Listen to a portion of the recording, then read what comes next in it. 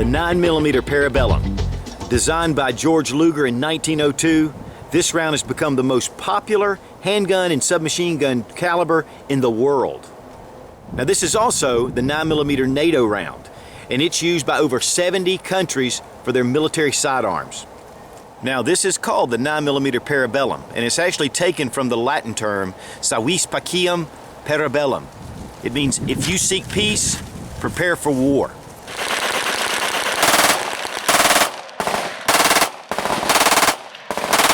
Now the 9mm Parabellum was designed specifically for George Luger's semi-automatic pistol, the Luger 08.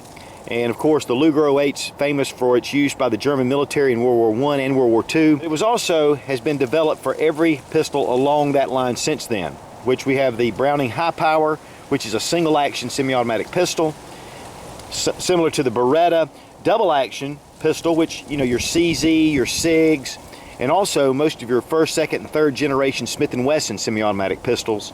And then we have, of course, your new, and I say new, these have been around since 1985, but your Striker Fire polymer frame pistols, just like this Glock 17, or, you know, your XDM Springfield Armory, or the Smith & Wesson M&P, and others.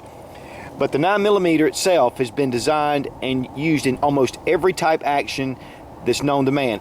Now, of course, there is the 9mm Luger, there's the 9mm Makarov, and then there's the 9mm Browning, which is a 380.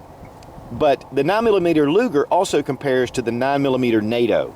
And the only difference is there's some slightly higher pressures with the 9mm NATO round, but it will fire in most of your semi-automatic pistols without any problem. Just want to show you some of the basic configurations of the 9mm. And we'll start out with the most popular, which is the full metal jacket, brass cased bullet. Great for plinking, training. Also, it is the same configuration as the NATO 9mm because they can't have jacketed hollow points or expandable bullets. And then usually pretty reasonable in price. Then we have your self-defense load, which is a jacketed hollow point.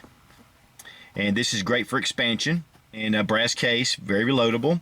And then we have the nickel plate, which is usually for premium brass and premium ammunition. This is also with a jacketed hollow point.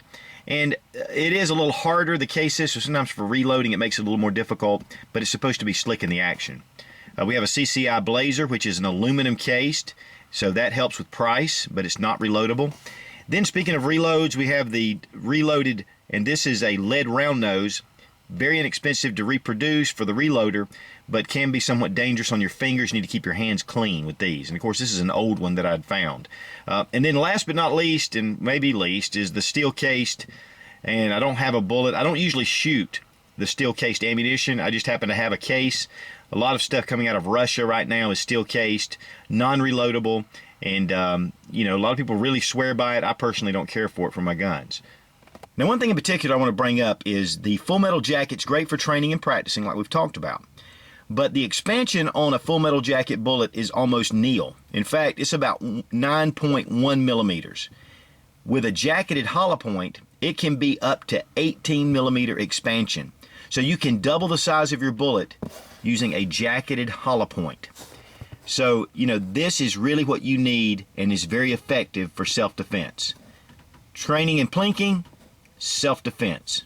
Now here I just want to compare some of the different calibers.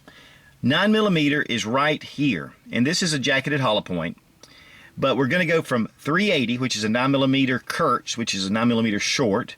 Then we have the 38 Special, 9mm. Here is a 40 Smith & Wesson. We have the 10mm here, and then the 45 ACP full metal jacket. Now also, one thing about 9mm is you can get a really compact pistol with a highly effective round, just like this Model 26 Glock. In fact, the Model 26 was designed to compete with Smith & Wesson's little snubbies, like this Model 442 Centennial Airweight. The 9mm was designed to be effective out to about 50 meters, but it can definitely exceed that range. In fact, with the mini carbines, you can get 100 to 150 meters with good plus P ammunition.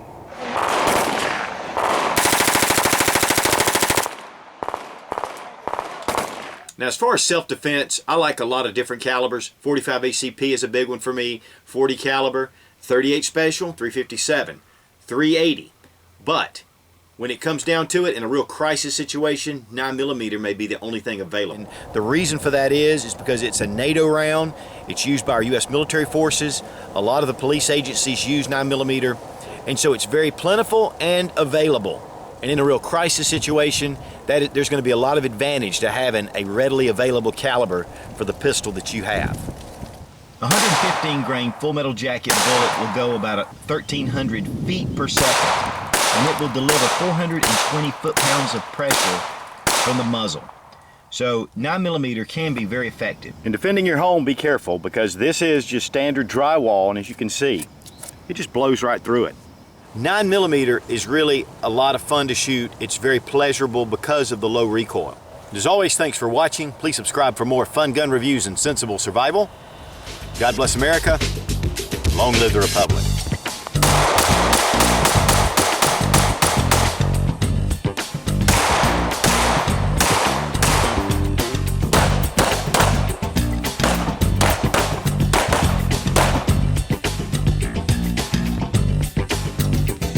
A double action semi-automatic pistol, which would also include your SIGs, which would also include most of your SIG sours, most of your, you gotta be kidding me, is used by 70 militaries around the world.